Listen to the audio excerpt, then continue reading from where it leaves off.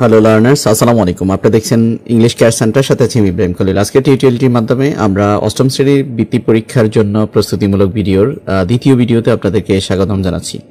আজকে আমরা আলোচনা করব ক্যাপিটালাইজেশন অ্যান্ড পাংচুয়েশন, রুল সহ বিস্তারিত আলোচনা করব। চলুন শুরু করা যাক। চিহ্নগুলো একটু দেখে নেই।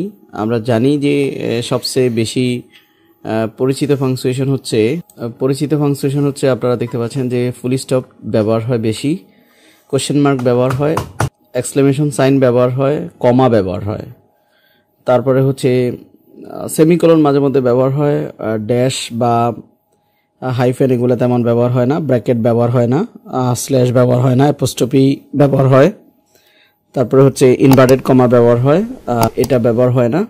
যাই হোক, এখন প্রশ্ন হচ্ছে কোনগুলো আমরা কখন ব্যবহার করবো। যেমন ফুল স্টপ ব্যবহার করবো আমরা এন্ড অফ দ্য সেন্টেন্স, বাক্যের শেষে। কমা ব্যবহার করব কোনো আইডিয়া বা কোনো আইটেমকে সেপারেট করার জন্য। কোশ্চেন মার্ক ব্যবহার করব ইন্টারোগেটিভ বাক্যগুলোর ক্ষেত্রে। এক্সক্লেমেটরি সেন্টেন্সের ক্ষেত্রে আমরা এক্সক্লেম ব্যবহার করব, এক্সক্লেমেটরি সেন্টেন্স। নোট অফ এক্সক্লেমেশনস ব্যবহার করব, বিশেষ করে অ্যালা, সুররা, ওয়াও, অচ এই শব্দগুলোর পরে আমরা এক্সক্লেমেশন সাইন ব্যবহার করব। অ্যাপোস্ট্রফি হচ্ছে বিশেষ করে যেখানে কন্ট্রাকশন, সংক্ষেপণের ক্ষেত্রে কোনো লেটার থাকবে না, লেটার মিসিং এর ক্ষেত্রে আমরা কন্ট্রাকশন ব্যবহার করব। ইনভার্টেড কমা হচ্ছে বিশেষ করে কোনো আইডিয়া যদি কোনো কোটেশনের মধ্যে বা স্পোকেন করা হয়, মানে কোনো কিছু বলা হয়েছে, এই ক্ষেত্রে আমরা কি করব, মানে বক্তার বক্তব্য, বক্তা শ্রোতা যেখানে উল্লেখ করা থাকে সেখানে ইনভার্টেড কমা হবে। তারপরে আমরা নিশ্চয় জানি যে সেমিকোলন কোথায় ব্যবহার হয়, যে লিঙ্ক রিলেটেড সেন্টেন্স, একই ধরনের সেন্টেন্স কমপ্লিট সেন্টেন্স লিঙ্ক করার জন্য সেমিকোলন ব্যবহার হয়। এই পর্যায়ে আমরা জানবো যে এখানে আরেকটা কাজ করতে হয় আমাদের। পাংচুয়েশনের রুলগুলো তো আমরা জানলাম, ক্যাপিটালাইজেশন কাজ করতে হয়।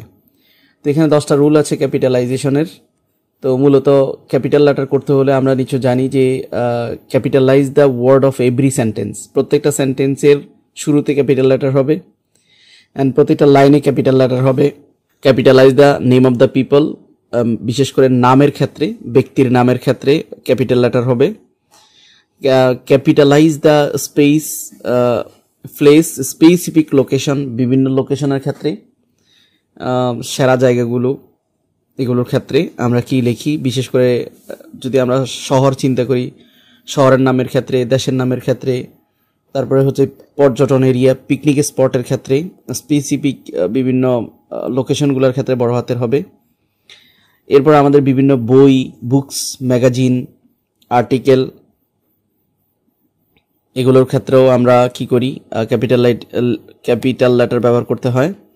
ইন্টারজেকশন এবং এক্সক্লেমেশনস, বিশেষ করে ক্যাপিটাল লেটার কোটেশনের ক্ষেত্রে ব্যবহার করা হয়, বিশেষ করে ইনভার্টেড কমার ভিতরে প্রথম যে লেটারটা থাকবে সেটা বড় হাতের হবে। তারপরে হচ্ছে বিভিন্ন স্ট্রিট, সিটি, বিভিন্ন প্রভিন্সেস বা স্টেট, কান্ট্রি।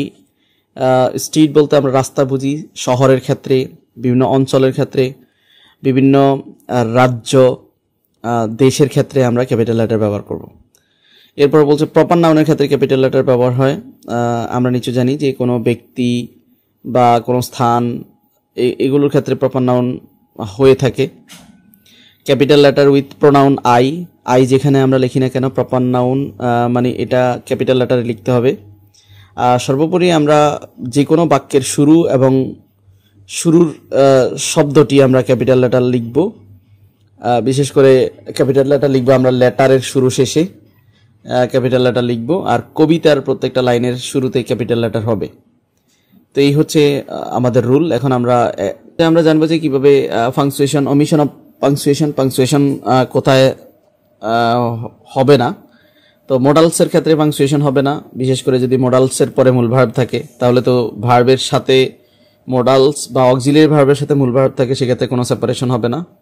কনজাংশনের ক্ষেত্রে আমরা জানি যে অ্যান্ড বাট অর দিয়ে দুটো বাক্যকে মানে অ্যাডজেকেন্ট করা হয়, সেক্ষেত্রে আমরা কোনো ধরনের কি করব না, কনজাংশন পাংচুয়েশন ব্যবহার করব না।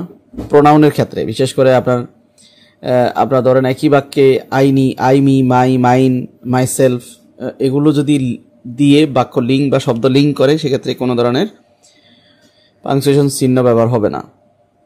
ভার্বের আগে পরে পাংচুয়েশন চিহ্ন ব্যবহার হবে না। এরপরে হচ্ছে প্রিপোজিশনের আগে পরে, অব্যয়ের আগে পরে কিন্তু পাংচুয়েশন হবে না, ঠিক আছে। তো আর্টিকেলের আগে পরে পাংচুয়েশন হবে না।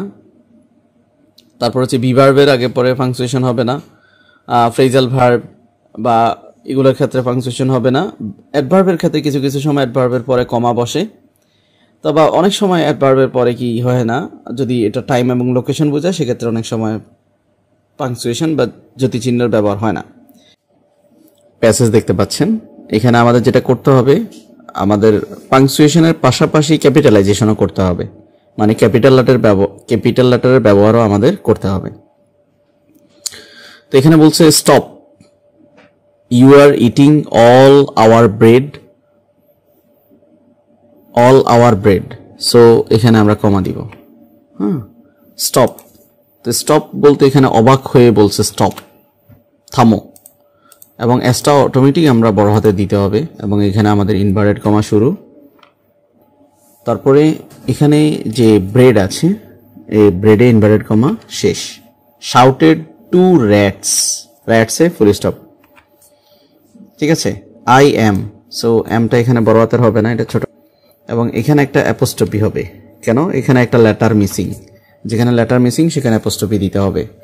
আই সবসময় বড় হাতে দিতে হবে, ঠিক আছে। I am not doing my best, এখানে মাইটাও ছোট হাতের হবে, my best. I am not doing my best, আমি কি আমার সেরাটা করি নেই। But I have told you, আমরা চাইলে এখানে কি দিতে পারি, ফুল স্টপ দিতে পারি, এখানে বাটটা বড় হাতের হবে। But I have told you that it's difficult, it's এখানে একটা অ্যাপোস্ট্রফি হবে, কারণ এটা ইটস ডিফিকাল্ট, এখানে কি হবে, কমা হবে। সেড দ্য মানকি বললেন, ফুল স্টপ, এবং মানকির এমটা অবশ্যই আমাদের বড় হাতের করে দিতে হবে। তো এখানে যেহেতু আই থেকে শুরু করে ডিফিকাল্ট পর্যন্ত মানকি বলছে, সেক্ষেত্রে এখানে আমাদের ইনভার্টেড কমা দিয়ে দিতে হবে। ডিফিকাল্টে ইনভার্টেড কমা আমাদের শেষ করতে হবে। গিভ যেহেতু বাক্যের শুরুতে আছে, আমরা জানি যে বাক্যের শুরুতে হইলে বড় হাতের হয়। গিভ আস দ্যাট লিটল ফিস, আমাদেরকে এই ছোট্ট অংশটা দিয়ে দাও। এখানে ইনভার্টেড কমা শুরু হবে, এবং এই পিসে যে ইনভার্টেড কমা শেষ হবে। সেড দ্য র্যাটস, ইঁদুরগুলো বলল। র্যাটস আমরা ক্যাপিটাল লেটার করে দিব, এখানে এর আগেও র্যাটস ছিল, টু র্যাটস, যেহেতু এটা নাউন, প্রপার নাউন, সেক্ষেত্রে আমরা র্যাটস নাউন কি করে দিলাম, ক্যাপিটাল লেটার করে দিলাম। আবার বাক্যের শুরুতে বড় হাতের, দিস ইজ মাইটা ছোট হাতের হবে। মাই ফিচ, এটা আমার ফিচ, এটা আমার ফিচ, এখানে আমরা চাইলে কমা দিতে পারি। অ্যান্ড হ্যাভেন্ট এখানে হ্যাভ নট, এখানে একটা অ্যাপোস্ট্রফি হবে। Haven't I labour a lot for you, আমি কি তোমাদের জন্য কি করি নাই, পরিশ্রম করি নাই। এখানে ইনভার্টেড কমা শেষ হবে, আর এখানে দিসে ইনভার্টেড কমা শুরু হবে। রিফ্লেক্ট দ্য মানকিতে কি হবে, ফুল স্টপ হবে। হাউ আবার ক্যাপিটাল লেটার হবে। How foolish we are believing you, আমরা কতই না বোকা তোমাকে বিশ্বাস করেছি। Exclamation sign. Said to rats, এখানে ফুল স্টপ হবে। র্যাটস আমরা ক্যাপিটাল লেটার করে দিব, আর এখানে যেহেতু হাউতে ইনভার্টেড কমা শুরু, এবং এখানে এই যে এক্সক্লেমেশনের পরে ইনভার্টেড কমা শেষ। তো আমরা অনেক জায়গায় অনেক কাজ করতে হয়েছে, পাংচুয়েশন ব্যবহার করতে গিয়ে আমরা ইনভার্টেড কমা অনেক জায়গায় ব্যবহার করেছি, কারণ এখানে বক্তব্যে র্যাটস আছে, মানকি এবং র্যাটস, বক্তা এবং শ্রোতা আছে। সো যখন যৌথ ক্যারেক্টার থাকবে, ডাবল ক্যারেক্টার থাকবে, সেক্ষেত্রে অধিকাংশ সময় ইনভার্টেড কমা হবে, কোটেশন মার্ক হবে। আমরা এক্সক্লেমেশন সাইন ব্যবহার করেছি, কোশ্চেন মার্ক ব্যবহার করেছি, কমা ব্যবহার করেছি, ফুল স্টপ ব্যবহার করেছি, অ্যাপোস্ট্রফি ব্যবহার করেছি। এই পাংচুয়েশনটা এগুলো মূলত বেশি ব্যবহার হয়। তো আশা করি বুঝতে পেরেছেন। যারা বৃত্তি পরীক্ষা দিবেন, লেসনটি আপনার জন্য হেল্পফুল হবে। তৃতীয় ধারাবাহিক ভিডিও পেতে বা দেখতে আমন্ত্রণ জানিয়ে আজকের মতো এখানে শেষ করছি। আল্লাহ হাফেজ।